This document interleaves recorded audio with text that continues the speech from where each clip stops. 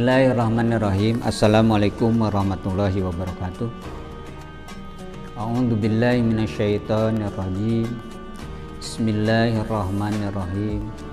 Allahumma ij'alni mahbuban fi qulubil mu'minin wa yassirli wa balaghani illa mi'ati wa isyrina khairan hati. Rabbi shrahli sadri wa yassirli amri wahlul 'uqdatam min lisani yafqahu qawli. Ayah bunda, anak-anak semuanya yang ada di rumah, izinkanlah saya hanya menyampaikan kultum Ramadan. Oleh karena itu, pada kesempatan kali ini, tidak lain dan tidak bukan, mari kita bersyukur kepada Allah dengan datangnya bulan Ramadan tahun ini, dan belum tentu tahun depan secara pribadi saya bisa bertemu lagi. Ayah bunda, anak-anak semuanya di rumah, cara Allah menyeru kepada makhluknya itu melalui dua tahapan. Tahapan pertama secara umum dan tahapan yang kedua secara khusus. Secara umum biasanya Allah menyeru dalam Al-Quran, ya ayyuhan nas. Sedangkan secara khusus, ya ayyuhalladzina amanu. Ini seruan Allah secara khusus, seperti halnya puasa. Ya ayyuhalladzina amanu kutiba alaikumussyam kama kutiba alal ladzina min qablikum la'allakum tattaqun. Dalam ayat ini Allah menyeru secara khusus kepada orang-orang yang beriman. Makna iman adalah meyakini dalam hati, mengucapkan dengan lisan, dan melaksanakan dengan anggota badan. Itu makna secara garis besar iman. Allah menyeru kepada orang yang beriman dengan tujuan menjadi orang-orang yang lebih mulia lagi, yaitu orang-orang yang bertakwa. Kata takwa di dalam kehidupan sangat mudah diucapkan, tetapi sulit untuk diraih. Sama halnya pada suatu pertandingan atau dalam pertandingan, untuk meraih kejuaraan biasanya ada yang disebut dengan babak-babak penyisihan, di mana dalam babak-babak penyisihan dan akan diakhiri dengan kejuaraan. Dalam kejuaraan inilah yang disebut dengan takwa, keberhasilan oleh seorang muslim. Anak-anak, ayah bunda yang berbahagia, kata takwa satu tingkat yang lebih unggul di hadapan Allah, karena Allah tidak membeda-bedakan makhluknya, tetapi sama semuanya di hadapan Allah, kecuali yang membedakan makhluk satu dengan yang lain adalah manusia yang satu dengan yang lain adalah ketakwaannya. Oleh karena itu, pada kesempatan ini, bulan puasa merupakan banyak yang menyebut orang-orang sebagai bulan ujian. Ada yang menyebut orang sebagai pelebur dosa. Ada juga orang yang menyebut adalah bulan yang penuh karunia Allah. Di balik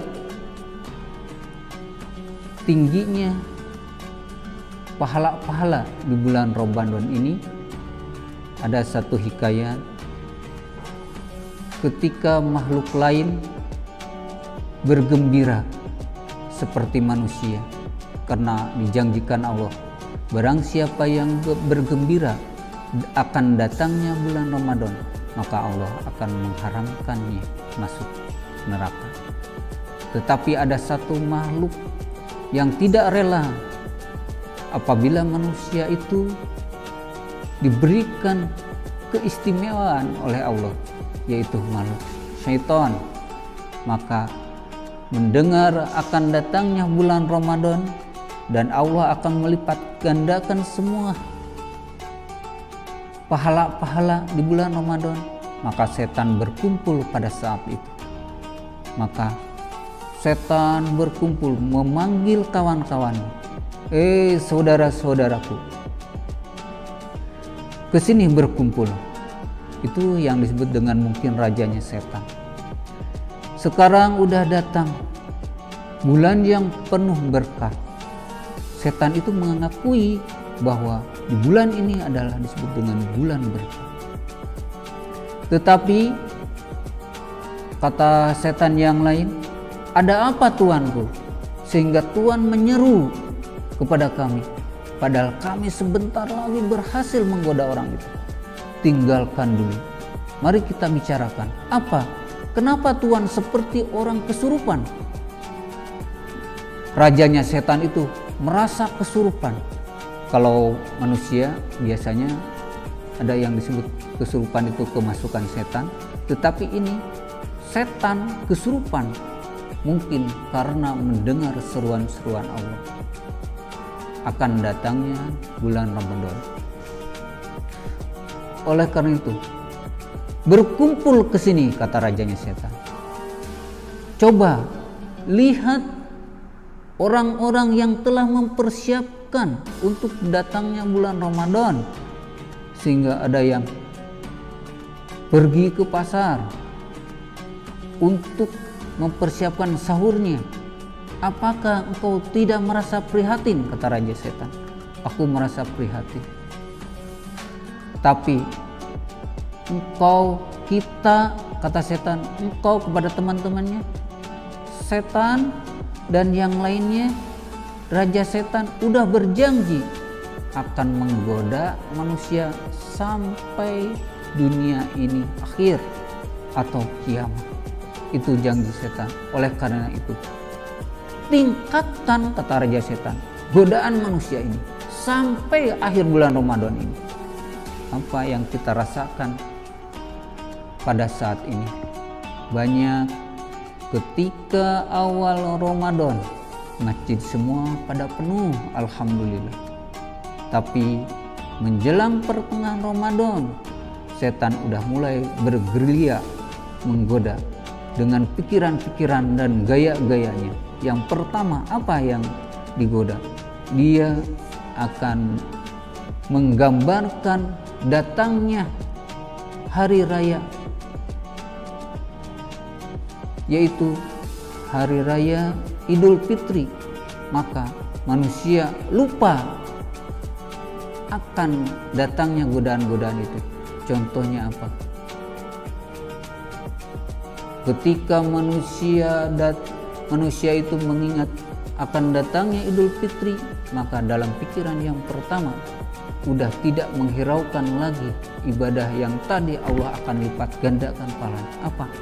Dengan berpikir kepada bagaimana pakaian di hari Ramadan, di hari raya Idul Fitri, bagaimana, apa yang, kemana kita rekreasi. Hanya itu, setan padahal bergerilya dalam pikiran manusia.